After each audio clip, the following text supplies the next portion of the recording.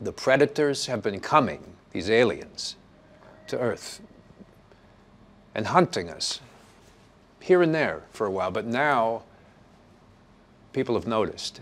It's now not a secret so much because the government knows what's coming now. They're familiar with predators. They've even established a defense agency dedicated solely to protecting us from and preparing us for a predator incursion, an incident. And this movie is about that incident. They got fractured somehow, something broke.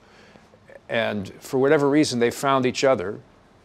And I think it's interesting that these sort of oddballs with unbelievable combat skills, but somehow some kind of attitude problem, a sort of dirty dozen, have come together in this way.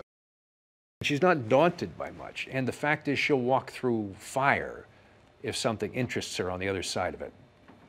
So when she sees something that she hasn't studied yet, or that gets her brain going, that's what intrigues and causes her to extend to physical heights and, you know, just big leaps of courage that most people, let alone, you know, a scientist, could never make.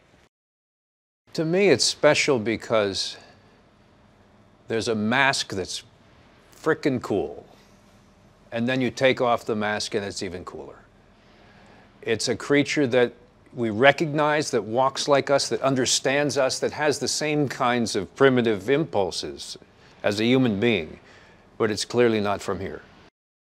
Let's all make them somehow tie together, not stretch it so that they don't lose the spark of what was so great about the original Predator, which was that human quality, which was that as deadly as it wasn't just a wild animal. It had an intelligence and a cunning, and it could look at you and see what you were afraid of and see how to stop and catch you.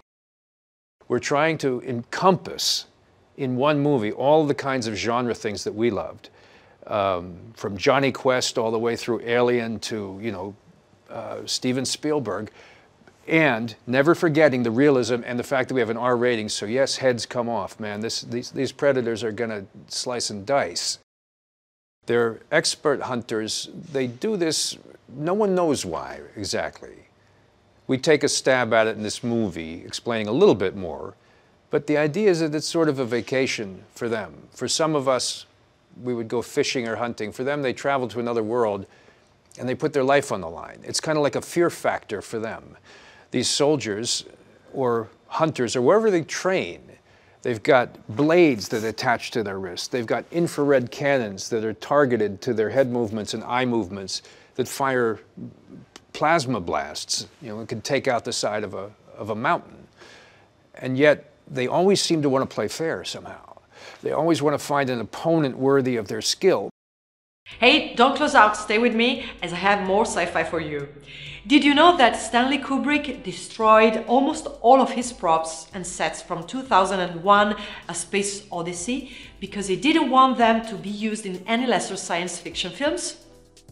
The spacesuit costumes in Ridley Scott's Alien were so poorly ventilated that the cast was passing out from CO2 inhalation.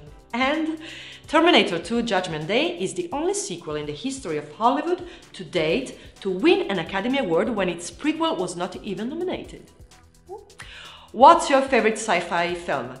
Let me know in the comments below.